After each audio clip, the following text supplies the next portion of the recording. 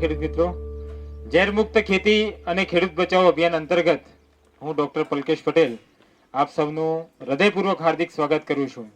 આપવાની એવી કોશિશ કરીશું કે જેથી કરીને આપણે ખેતીને વધારે પડતી સમૃદ્ધ કેમ કરી શકાય, ખેતીને એક આધુનિક પદ્ધતિ પર કેમ લઈ જઈ શકાય, એના માટેની આપણે ચર્ચા કરવાની છે. હવે મીટિંગની શરૂઆત કરતા પહેલા થોડા મીટિંગના નિયમો છે કે આપણા ગજવાની અંદર બધું નાનું રમકડું છે. હવે જેના ગજવામાં રિંગ વાગે તો એના બાજુવાળા પાસેથી 500 રૂપિયા દંડ લેવામાં આવશે. એટલે આપણે સૌથી પહેલા મીટિંગ ચાલુ થાય એના પહેલા બધાના મોબાઈલ આપણે સાયલેન્ટ મોડ ઉપર મૂકી દઈશું. કારણ કે આ રમકડું એવું છે, આપણે ઇમરજન્સી ફોન હોય તો નો ડાઉટ તમે સાઈડમાં જઈને ઉપાડો. કારણ કે રિંગ ચાલુ મીટિંગમાં વાગે આપણે કલાક દોઢ કલાકના પ્રોગ્રામની અંદર તમને એવી માહિતી પીરસવાની કોશિશ કરશું. અને આ તમારો દરામલીનો પ્રોગ્રામ લાઈવ શૂટિંગ થઈ રહ્યું છે કે જે ગુજરાતના ખેડૂત મિત્રો સુધી જોશે. તો આપણે એવા જ્ઞાન થકીએ કે આ મીટિંગની અંદર પ્રયત્ન કરવાના છે કે મીટિંગની અંદર સારામાં સારી માહિતી તમને મળે. એટલે મારે સૌથી આગ્રહ છે બધા ખેડૂત મિત્રોને કે તમારો મોબાઈલ છે પ્લીઝ એને સાયલેન્ટ મોડ ઉપર મૂકી દેશો, જેથી કરીને ચાલુ મીટિંગમાં બરાબર આપણને અંદર એટલો રસ જાગ્યો હોય અને કોઈનો ફોન વાગે ડિસ્ટર્બ થાય એના કરતાં બેટર છે કે આપણે સાયલેન્ટ મોડ ઉપર મૂકી દઈશું. બીજી વસ્તુ છે, મીટિંગના અંતની અંદર આપણે મીટિંગમાં જે માહિતી આપશું એના મીટિંગના અંતમાં આપણે પ્રશ્નો પણ પૂછીશું અને એ પ્રશ્નોના જે જવાબ આપશે એ ખેડૂત મિત્રોને આપણે ઇનામ પણ આપવાના છીએ. એટલે એવું ન થાય કે મીટિંગમાં આપણે આડું અવળું ધ્યાન કરીએ અને બીજું છે કે આપણે મીટિંગમાં ખબર જ ના પડે.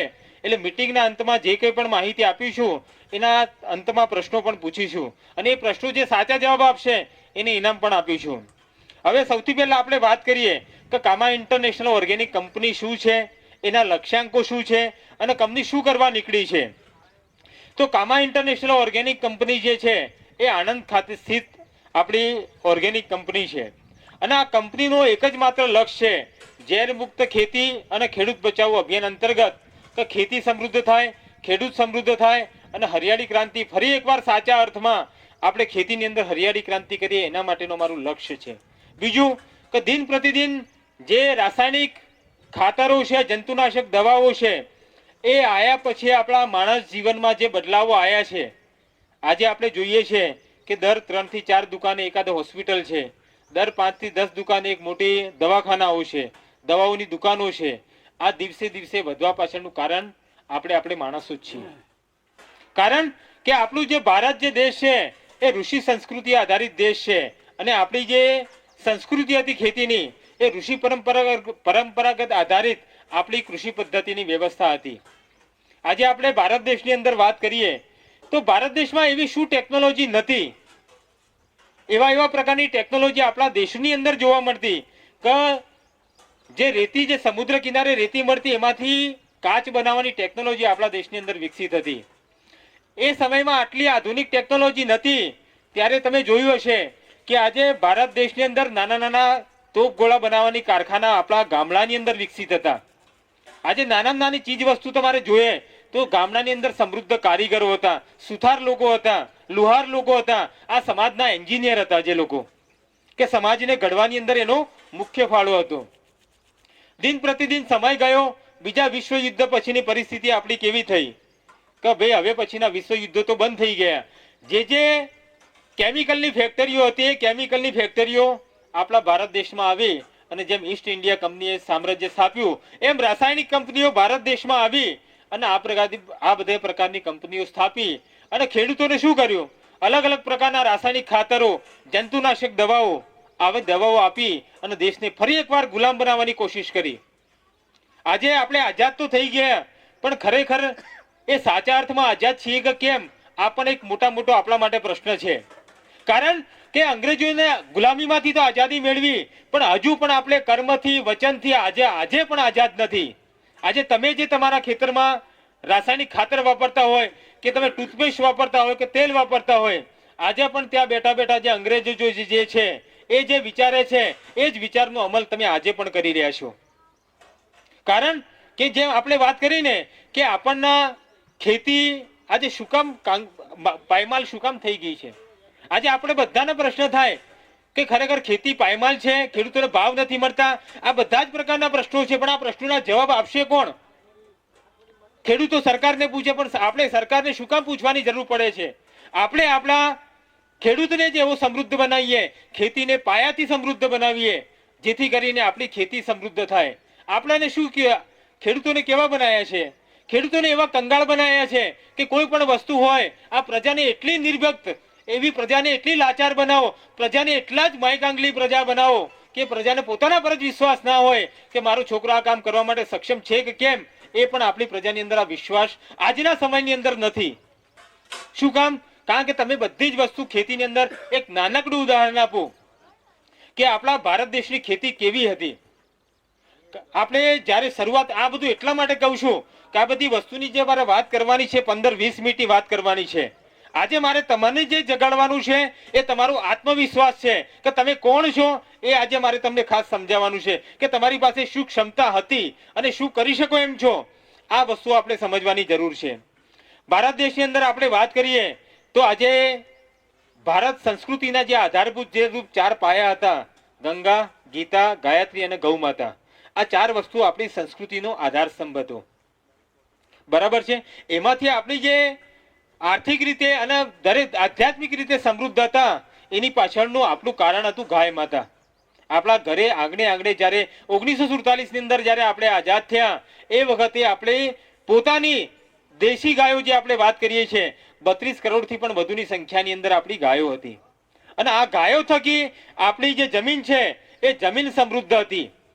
આજે આપણે ઘણા બાળકોનો કદાચ ઇતિહાસમાં ભણતા હશે કે જ્યારે વાસ્કો દ ગામા જે છે એ ગોવાના બંદરે ઉતર્યો હતો ત્યારે, અને ગોવાના બંદરે શું ઉતર્યો ત્યારે એ કોઈ ભારત દેશની કે અમેરિકા ખંડની શોધ કરવા નતો નીકળ્યો. એ જ્યારે ગોવાના બંદરે ઉતર્યો ત્યારે એને જોયું કે ગોવાના બંદરેથી જો મરી મસાલા ભારતમાંથી વિશ્વના દેશોને જો મરી મસાલા જો ભારત દેશ ખવડાવતો હોય તો આ ભારત દેશ સમૃદ્ધ કેવડો હશે એમ. જ્યારે વિશ્વના 92 દેશોને ભારતના કપડાથી, કોટનના રૂથી વિશ્વના લોકો કપડા પહેરતા, એ ભારત દેશ આપણો હતો કે જે વિશ્વના લોકોને કપડા આપણે પહેરાવતા. એ રૂની આપણે વર્ષો પહેલા આપણી ખેતી થતી, એ મરી મસાલાની ખેતી આપણે ત્યાં થતી. એમ કહેવાતું, લતા મંગેશકરે જે ગીત ગાયેલું છે, જહાં ડાલ ડાલ પર સોને કી ચિડિયા કરતી હૈ બસેરા, વો ભારત દેશ હમારા. આજે વધારે દૂરની વાત નથી કરતો, સોમનાથનું મંદિર 16 વખત લૂંટાણું, મોહમ્મદ ગજનવીએ જે લૂંટ્યું 16 વખત. વિચાર કરો ત્યાં સોનું કેટલું હશે મંદિરની અંદર. આપણા ઘરે જે લોખંડના નટ બોલ્ટ પડ્યા હોય ને એમ સોના ભારતના દેશોની ઘર અંદર આટલું સોનું હતું. પણ લોકો, મેં કીધું ને, અંગ્રેજો જ્યારે ભારતની અંદર આયા ત્યારે શું કીધું? સુરેશભાઈના ખેતરમાં ઘોડો ચારતા હતા એટલે સુરેશભાઈ શું કહે કે ભાઈ મારા ખેતરમાં ઘોડો શું કામ ચારો છો? ચારવો તો બાજુના ખેતરમાં ચારો ને. અંગ્રેજોએ આ વસ્તુનું એમને ઓબ્ઝર્વેશન કર્યું કે ખરેખર આ લોકો સંગઠિત નથી, આ લોકોની વિચારધારાની ભાવના જ નથી, એકબીજા માટે સારું વિચારી શકતા નથી. સમાજનું કાર્ય સારું થતું હોય, રાષ્ટ્રનું કાર્ય સારું થતું હોય ત્યારે આ લોકો સેવા, સહકાર અને સંગઠનની ભાવના આ લોકોની અંદર નથી. એટલે આ પ્રજાને તો આપણે આસાનીથી ગુલામ કરી શકશું. એ લોકોએ શું કર્યું? આ બધી વસ્તુની ચર્ચા આપણે એટલા માટે કરી છે. એ લોકોએ શરૂઆતમાં તમને શું કર્યું કે આ લોકોની સંસ્કૃતિ જ્યારે છેલ્લા અહીંથી અંગ્રેજી જે સરકાર જે અહીંથી પત્ર જે લખવામાં આવ્યો હતો કે આ ભારત દેશની જળમૂળ એટલા મજબૂત છે કે આ લોકોને તોડવા અસક્ષમ છે. શું કામ? એટલે 3 વસ્તુની વાત કરી કે આ દેશની સંસ્કૃતિ એટલી પાવરફુલ છે કે આ લોકો ગાયને માતા માને છે, તુલસીને માતા માને છે, અગ્નિને દેવતા માને છે, જે પંચતત્વોથી શરીર માનેલું છે એ બધાને જ આ લોકો દેવતા માને છે. એટલે આ લોકોની પાસે સંસ્કૃતિ એટલી મજબૂત છે. બીજું કે આપણું ગુરુકુલનું શિક્ષણ હતું. આ ગુરુકુલના શિક્ષણની અંદર આજે ગુરુ શિષ્યની પરંપરા હતી કે જેમાં 72 કળાઓ બાળકોને શીખવાડવામાં આવતી કે બાળક આ ભારત દેશનું ભાવિનું નિર્માણ કેવી રીતના કરી શકે. આ શિક્ષણની પરંપરા આપણા ગુરુકુલના શિક્ષણમાં હતી. અને આ શિક્ષણના કળાઓની અંદર સમાજની અંદર એવા વિરલાઓ પેદા કરવામાં આવતા કે જે સમાજને રોજગારી પૂરી પાડી શકે. અને આજના શિક્ષણની અંદર આપણે જોયું હોય તો મેક્યુલરના એજ્યુકેશન સિસ્ટમની અંદર આજે બાળકોને આપણે 3 વસ્તુ શીખવાડીએ છીએ કે આપણે પહેલી બેન્ચીસે બેસવાનું, પહેલો નંબર લાવવાનો અને તોફાન કરવાનું નહીં. આ 3 વસ્તુ સિવાય આપણે આપણા બાળકોને કોઈ વસ્તુ શીખવાડીએ છીએ આપણે? પહેલા જવાબ આપજો તો મને ખબર પડે કે હું બોલું છું તો તમે તો જાગો છો કે ઊંઘી ગયા છો. આજે આપણા બાળકોને એ વસ્તુ આ બધી કળાઓ હતી એટલે એ લોકો શું કર્યું? એ કીધું કે તમે શિક્ષણનો ધડમૂળથી પાયાથી ફેરફાર કરો જેથી કરીને આ લોકો પોતાનું માતૃભાષાનું ગૌરવ ન જાળવી શકે. એટલા માટે અંગ્રેજીમાં તમારું શિક્ષણ લઈને આવ્યા. હું તમને બધાને ફટફટાટ ઇંગ્લિશમાં એક વાત કરું, વાર્તા કહું અને ગુજરાતીમાં વાર્તા કહું અને તમને કહું કે હવે બંનેમાંથી કઈ વાર્તા તમને જલ્દી યાદ છે અને તમારે બોલવાની છે. તો કઈ વાર્તા તમે બોલી શકો, અંગ્રેજી વાળી કે ગુજરાતી વાળી? ગુજરાતી વાળી શું કામ બોલી શકો? કે તમારું બાળક માતૃભાષામાં પરિપૂર્ણ છે, એ માતૃભાષાને સારી રીતે ગ્રહણ કરી શકે. હવે એક અંગ્રેજી વિષયને તમે સંપૂર્ણપણે બધા જ વિષયો બાળકોને અંગ્રેજીમાં ભણાવો એટલે શું થાય? બાળકને ન ગુજરાતીમાં રહે ન અંગ્રેજીમાં રહે, બેમાંથી ન ઘરનો રહે ન ઘાટનો રહે. પણ આપણી સમાજની દેખાદેખી જુઓ. આજે ના કે અમારું બાળક તો અમારે ઇંગ્લિશ મીડિયમમાં ભણે છે, અરે કે ઇંગ્લિશમાં તો કેટલો ક્રેઝ છે કે, અને બાળક ઇંગ્લિશમાં પાછું રહી જાય. અરે ભાઈ, તમે ભણતા ત્યારે શિક્ષકોની સુવિધા નથી. અત્યારની સુવિધામાં તમે ધારો તો એક સારો શિક્ષક રોકીને બાળકોને અંગ્રેજી શિક્ષણ આપી શકો છો. એટલે સૌથી પહેલા તમારી સંસ્કૃતિને તોડવાનો પ્રયાસ કર્યો, તમારા શિક્ષણને તોડવાનો પ્રયાસ કર્યો અને તમારા રીતિ રિવાજોને તોડવાનો પ્રયાસ આ અંગ્રેજોએ કર્યો. ત્યારે એ લોકો તમારા અંદર પગ પેસારો કરી શક્યા. નક બાકી અંગ્રેજોની તાકાત હતી. જે લોકો વડીલો છે એમને ખબર છે કે શરૂઆતમાં જ્યારે યુરિયા અને ડીએપી આવ્યા ત્યારે એ લોકો ગામડાની અંદર આવતા ત્યારે શું કહેતા કે ના ભાઈ અમે આ વિલાયતી ખાતર તમે નાખીએ. પણ એમને શું કર્યું? એમને કળા વાપરી કે કાકા એક કામ કરો, તમારા આખા ખેતરમાં નથી વાપરવું, તમારે એક ચાસની અંદર આપણે નાખીએ, જુઓ તમે ખાલી. એટલે આપણે શું છે, મફતની વૃત્તિ ભેગી થાય ને એટલે કે ભલે ને કે એક ચાસમાં તમે નાખે, તમારે નાખવો હોય તો નાખો. હવે કેવું છે, હવે હું તમને બધાને પ્રશ્ન પૂછું કે કોઈ પણ વસ્તુ જીવંત હોય, સજીવ હોય, એનો પુરાવો શું? જે વિકાસ પામતો હોય ને એ વસ્તુની અંદર આપણે કહી શકીએ કે આ વસ્તુ સજીવ છે. હવે તમને બધાને પ્રશ્ન પૂછવો છે મારે કે એક રાસાયણિક ખાતર હોય ને એક જૈવિક ખાતર હોય, આ બંનેમાંથી સજીવ ખાતર કયું અને નિર્જીવ ખાતર કયું? જૈવિક ખાતર છે સજીવ છે અને રાસાયણિક ખાતર છે કયા આધાર પર તમે કીધું કે આ સજીવ છે ને આ નિર્જીવ છે? હા, ખેતર જોશો તો તમે જે જૈવિક જેને કાર્યવાહી કરી છે એમાં અને પેલામાં બંનેમાં બહુ જ એટલે નાકગાલાનો ફેર વિઘટિત થઈ શકે છે. હા, બધા લોકો આ જુઓ અને વિલાયતી ખાતર નાખવાથી ઉત્પાદન વધે એવા લોકો હાથ ઊંચો કરે. હવે વાપરીએ તો જમીનનું બંધારણ સુધરે કે બગડે? તો આપણે બધા લોકો વાપરીએ છીએ કે નથી વાપરતા? આવું કેમ? કે જે વસ્તુનું તમે જાણો છો તેમ છતાં રોજ એનાથી મરવાની આપણે કોશિશ કરી રહ્યા છીએ. જુઓ આજે કેવું છે કે જુઓ આજે લેબર આજે હા આપણે બધાને કેવું છે, આપણે સાંભળશું. આપણે ના કોઈ પ્રશ્ન આવે તો આપણે એનો જવાબ હું આપીશ. હવે લેબર પ્રોબ્લેમ કેવું છે કે આપણે બધા એટલામાં તમને કીધું છે ને કે આપણે પેલા ખેતર શેનાથી ખેડતા? મને કહો તમે લોકો. બળદથી ખેડતા. હવે બળદની જગ્યાએ શેનું સ્થાન લીધું? ટ્રેક્ટર. બરાબર. હવે જ્યારે બળદથી ખેતી કરતા ત્યારે હળ કયું વાપરતા? લાકડાનું હળ વાપરતા. ટ્રેક્ટરથી વાપર્યું એટલે શું જોયું તમારે? લોખંડ, કલ્ટી જોયું. પછી ધીમે ધીમે રાસાયણિક ખાતરો આવ્યા, જમીનો કડક થઈ એટલે જમીનને ખેડવા માટે શું આવ્યું? પછી પ્લાવ આવ્યા. પ્લાવ આવ્યા પછી શું આવ્યું? રોટાવેટર આવ્યા, રોટરી આવી. બરાબર. આ ધીમે ધીમે વસ્તુ આવે જેથી કરીને આપણો ખેતીનો ખર્ચ દિવસે દિવસે વધવા લાગ્યો.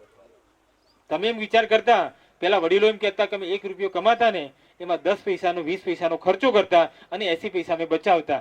હકીકત આ હતી. આજે તમારી ખેતી છે પરાધીન ખેતી છે, પરાવલંબી ખેતી છે. તમારા ટ્રેક્ટર ના હોય તો તમે ખેતી ના કરી શકો. આજે તમને એટલા જડમૂળથી હલાયા છે. આજે એમ નથી કેતો આધુનિકતાનો ઉપયોગ નથી કરવો, પણ એ હદે આપણે આધુનિકતાનો ઉપયોગ કર્યો કે કાલે 200 રૂપિયાનું જો ડીઝલ કે પેટ્રોલ થાય તો એ તમારે ટ્રેક્ટર હાંકવું પડે ને એ મજબૂરી તમારી થઈ ગઈ.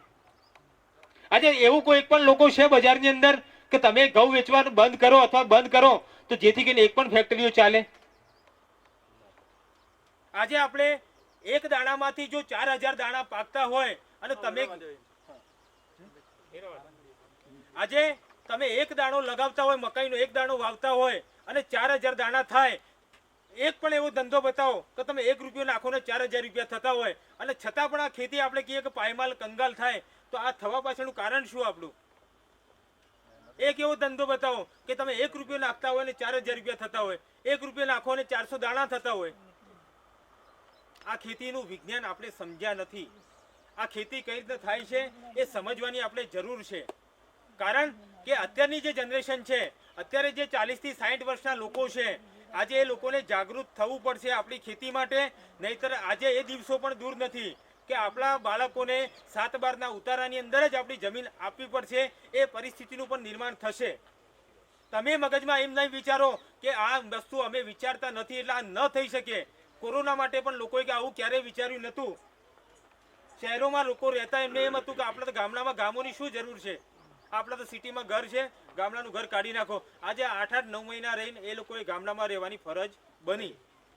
કારણ કે આપણે જે પોતાનું જે ઋષિ વિજ્ઞાન હતું, જે વિજ્ઞાનને સમજવાની જરૂર હતી, આ વિજ્ઞાનને આપણે બાજુ પર મૂકી દીધું છે. આજે બીજી વસ્તુની વાત કરું તો આ વિજ્ઞાનમાં આપણું સૌથી પહેલા વાત કરવાની છે આપણે જમીનની. કે આ જમીન શેના આધારે જીવંત છે? કોઈ મને કહેશે કે જમીન જીવંત છે, એ શેના આધારે જીવંત છે? બેક્ટેરિયાના કારણે. ખૂબ સરસ. બીજું બેક્ટેરિયા સિવાય અળસિયા. હવે કોઈ મને કહેશે કે અળસિયાનો જમીનમાં રોલ શું? જમીનને પોચી રાખે. તમને કોઈને અંદાજ છે એક અળસિયું કેટલી જમીન પોચી કરી શકે વર્ષની અંદર? હવે કોઈને તમને આવો પ્રશ્ન કોઈ દિવસ કોઈ પૂછ્યો નહીં હોય. આપણે 1 એકર જમીન હોય તો કેટલા ટન માટી થાય? આપણે 1 એકરની જમીનની માટીનો અંદાજ નીચેનો 1 પડ, 2 પડ, 3 પડ, 4 પડ, 5 પડ કદાચ લઈએ 1 એકરની તો કેટલી માટી થાય? કેટલા વજનની માટી થાય? હજારો ટન થાય ને. એક અળસિયું વર્ષમાં ઓછામાં ઓછા 5 થી 10 ટન તમારી જમીનને પોચી કરવાની તાકાત રાખે છે. કેટલી? 5 થી 1 અળસિયું તમારી જમીનને 5 થી 10 ટન પોચી કરવાની અળસિયું તાકાત રાખે છે. હવે અળસિયાની ખાસિયત કેવી છે કે અળસિયામાં પણ અલગ અલગ પ્રકાર છે. હવે અળસિયું જે જમીનમાં જે માર્ગે જમીનમાં જાય એ જ માર્ગે પાછું આવે, એનો રસ્તો આખો નવો જ કરે છે. બીજી વસ્તુ છે કે તમારા 10 વર્ષ પહેલા પાણીના તળ જમીનમાં કેટલા ઊંડા હતા? કેટલા હતા ઉપર? એટલે કેટલા ફૂટ હતા? 10 વર્ષ પહેલા તો મોટા હતા. પેલા 50-30-40 વર્ષ પહેલા ઉપર હતા, 50 ફૂટે હતા. 50 ફૂટે પાણી હતા. ત્યાર પછી કેટલા ફૂટે ગયા? ત્યાર પછી અત્યારે તો 100 ઉપર. અત્યારે 100 ઉપર. આ થવાનું કારણ શું કામ? કે તમારી જમીનમાં અળસિયા જમીનમાં નામશેષ થઈ ગયા. એના કારણે વરસાદનું જે પાણી પડે છે એ જે ઊંડે સુધી ઉતરવું જોઈએ ને નેચરલી તમારા કૂવાનું જે રિચાર્જ થવું જોઈએ ને, આ રિચાર્જની વ્યવસ્થામાં તમે ગડબડ ઊભી કરી નાખી. વરસાદનું પાણી જમીન જેટલી તમારી પહોંચી હશે, અંદર પોલાણ છિદ્રોની સંખ્યા જેટલી વધારે હશે, એ વરસાદનું પાણી તમારા ભૂગર્ભની અંદર ઉતરશે. ભૂગર્ભની અંદર ઉતરશે એટલે આપણે કુદરતનું જે છે તારું તુજીને અર્પણ, તમારા ગામનું પાણી તમારા ગામની અંદર જ રહેશે. કારણ કે જો તમારી અંદર નહીં રહે તો ખેતરમાં તો 5-10 ઇંચ વરસાદ પડે, ખેતર ભરી અને બાજુની અંદર નીકળી જાય. આમ તમારું અળસિયું ખેડૂતનું મિત્ર કીધું છે એનું કામ આટલા માટે છે કે અળસિયું તમારી જમીનને પૂછી રાખે છે. બીજી વસ્તુ, જમીનમાં જે બેક્ટેરિયા છે, હવે આ બેક્ટેરિયા કઈ રીતે કામ કરે છે? બેક્ટેરિયા ઘણા બધા પ્રકારના બેક્ટેરિયા છે, પણ આ બેક્ટેરિયા કામ કઈ રીતે કરે છે? હવે તમારા જે અળસિયા છે એ અળસિયાનો ખોરાક શું છે? આ બેક્ટેરિયા છે. માટીને પણ ખાવાનું કામ કરે અને જે બેક્ટેરિયા છે એને પણ ખોરાક તરીકે. અલગ અલગ બેક્ટેરિયા, 1-2 પ્રકારના બેક્ટેરિયા નથી. જમીનમાં 200 થી 1000 પ્રકારના બેક્ટેરિયાઓ છે. આ તો આપણે ઓળખીએ છીએ એટલે એના નામ આપ્યા છે કે એઝોટોબેક્ટર છે, કે પેસિલોમાઇસિસ છે, કે માઇકોરાઇઝા છે, કે આ બધા અલગ અલગ નામ આપ્યા છે. એ તો જેટલા ઓળખાણ મળેલા છે એટલા માટે આપણે એને નામ આપેલા છે. તો જમીનમાં જે રહેલા બેક્ટેરિયા છે એનું કામ છે કે તમારે જે જમીનમાં છે કે જમીનને પૂછી રાખવાનું કામકાજ છે. અળસિયાનો ખોરાક છે. અળસિયું માટી ખાય તો અળસિયું માટી ખાય જમીનમાં, તો સાથે સાથે એક ઓર્ગેનિક કાર્બનનો પણ એક પ્રશ્ન છે કે જમીનમાં ઓર્ગેનિક કાર્બન હોય તો અને તો જ તમારા ખેતરની અંદર ઉત્પાદન વધે. હવે આ ઓર્ગેનિક કાર્બન જે છે તો તમારી જમીનમાં જે બેક્ટેરિયા છે એને ખાવા માટે જો ઓર્ગેનિક કાર્બન ના મળે તો બેક્ટેરિયા જશે ક્યાં? એક બેક્ટેરિયા છે જે તમારા જમીનનો ખોરાક તરીકે ઉપયોગ કરી એનું વિઘટન કરે છે. બીજા બેક્ટેરિયા છે કે તમારી જમીનમાં જે ઓર્ગેનિક કાર્બન છે એનો ખોરાક તરીકે પણ ઉપયોગ કરે છે. અને બીજા જે બેક્ટેરિયા છે કે જમીનનું જે ચયાપચયની ક્રિયા મજબૂત કરી અને એને આપવાનું કામ કરે છે. હવે બધા લોકો મને કહો કે આમાંથી બેક્ટેરિયા તમારી જમીનને જીવંત રાખનારો વર્ગ છે. કેટલા લોકો બેક્ટેરિયા આપે છે? જરા હાથ ઊંચો કરે તમારો. કેટલા લોકો બેક્ટેરિયાનો ઉપયોગ કરે છે પોતાના ખેતરની અંદર? આજે 150, 200, 100, 200 લોકો ઊભા છે, એમાં ગણીને 4 લોકો તમારા ખેતરની અંદર બેક્ટેરિયાનો ઉપયોગ કરે છે. તમે વિચાર કરો. અને બેક્ટેરિયા નામશેષ થવા પાછળનું કારણ શું છે? કોઈ કહેશે મને? રાસાયણિક ખાતરો. અને દવાઓ રાસાયણિક ખાતરો, તમારી નિંદામણનાશક દવાઓ, જંતુનાશકો, આ બધી જ વસ્તુ જે છે એ તમારા માટે આજે તમને કદાચ નહીં હોય. મોન્સેન્ટો જેવી કંપનીમાં રાઉન્ડઅપમાં ફોરેનમાં રાઉન્ડઅપના કારણે કેન્સર થયાના કેસો લીગલ પેપર ઉપર તમારા ગૂગલની અંદર તમે જોઈ શકો છો કે રાઉન્ડઅપ જે જગ્યાએ વપરાણું છે ત્યાં કેન્સરના પ્રશ્નો જોવા મળેલા છે. આ તમારી જંતુનાશક દવાઓ આ જ માણસો માટે કેન્સરનું કારણ બનવાની છે અને બની છે. એનું તો કારણ આજે અમેરિકાની અંદર, આટલા દેશોની અંદર પણ આજે પ્રચલિત છે, સાબિત થઈ ગયેલું છે. તેમ છતાં આપણે આપણા ખેતરમાં એ જ રાઉન્ડઅપની દવાઓ, એ જ નિંદામણનાશક દવાઓ લઈ અને આપણે આપણા ખેતરની અંદર નાખીએ છીએ. હવે આ જમીનની જે વાત એટલા માટે કરવાની છે કે આજે કેમિકલની આટલી બધી કંપનીઓ છે. એટલે અમને બંને ભાઈઓ છે, બીજા આપણા મારા નાના ભાઈ છે ડૉક્ટર હરેશ પટેલ ને હું ડૉક્ટર પલકેશ પટેલ, આ બંને ભાઈઓ અમે વિચાર્યું કે આજે આપણે કદાચ કંપનીઓમાં નોકરી કરીશું તો સારા પૈસા આપણે કમાશું, આપણા બાળકો સારું કમાશે અને બાળકોને સારું શિક્ષણ મળશે. પરંતુ જે ખેડૂતના દીકરા તરીકે આપણે જન્મ લીધો છે અને જે ખેડૂતને અમારી જે સંસ્થા હતી એ સંસ્થાનું સ્લોગન હતું કે વિદ્યા સમાજોત્કર્ષ, કે તમારી વિદ્યાનું સમાજના ઉત્કર્ષ માટે શું ઉપયોગ કર્યો. ત્યારે અમને વિચાર આવ્યો કે આટલી બધી કેમિકલ કંપનીઓ છે અને આ કેમિકલ કંપનીઓના કેમિકલ પણ કેવા, આજે ચાઇના જેવા દેશોમાંથી આજે જેટલા પણ કેમિકલ વાપરો છો તમે દવાઓ, આજે 90 થી 95% કેમિકલ ચાઇનાથી આપણા દેશની અંદર આવે છે. તો આજે ખેડૂતોને જૈવિક ખેતી કરવા માટે, ખેડૂતોને રસ્તો બદલાવવા માટે કોઈકે શરૂઆત તો કરવી પડશે. તો આજે અમે બંને ભાઈઓએ શરૂઆત કરી કે આપણે એવી જૈવિક કંપનીનું નિર્માણ કરીએ કે જેથી કરીને 100% સંશોધન કરી અને ખેડૂત મિત્રો સુધી પાસે એવી પ્રોડક્ટો પહોંચાડવી છે કે જેથી કરીને ખેડૂતો, આજે આ દવા વેચવી અમારો પ્રાયોરિટી નથી. આજે ફરી એકવાર આપણે જે ખેડૂતો પોતાના ઘરે ગાય બાંધતા રહેશે, જીવામૃત બનાવતા થશે, આજે બીજામૃત બનાવતા થશે, અગ્નિ અસ્ત્ર બનાવતા થશે, બ્રહ્માસ્ત્ર, આ બધું જાતે બનાવતા થશે, ત્યારે આ બધી વસ્તુની જરૂર ધીમે ધીમે ઓછી થતી જશે. આપણો દેશ ફરી એકવાર સમૃદ્ધિને શિખર ઉપર પહોંચશે ત્યારે આપણે કોઈ પણ વસ્તુ પર ડિપેન્ડન્ટ નહીં હોઈએ આપણે, પણ એની શરૂઆત તો ક્યાંક કરવી પડશે. આજે ઘણા બધા સમાજની અંદર છે કે આજે આયુર્વેદિક દવાની અંદર આપણે પતંજલિ કામ કરે છે, ડાબર કંપની કામ કરે છે, વૈદ્યનાથ કંપની કામ કરે છે. તો આવી ખેડૂતો માટે પણ કોઈ કંપની હોવી જોઈએ કે 100% આપણે કહી શકીએ કે છાતી ઠોકીને ખેડૂત વિશ્વાસ કરી શકે કે જૈવિક કંપની પણ કામા ઇન્ટરનેશનલ ઓર્ગેનિક છે કે જે 100% ખેડૂતોના હિત માટે, ખેડૂતો થકી અને ખેડૂતો માટે કામ કરનારી કંપની છે.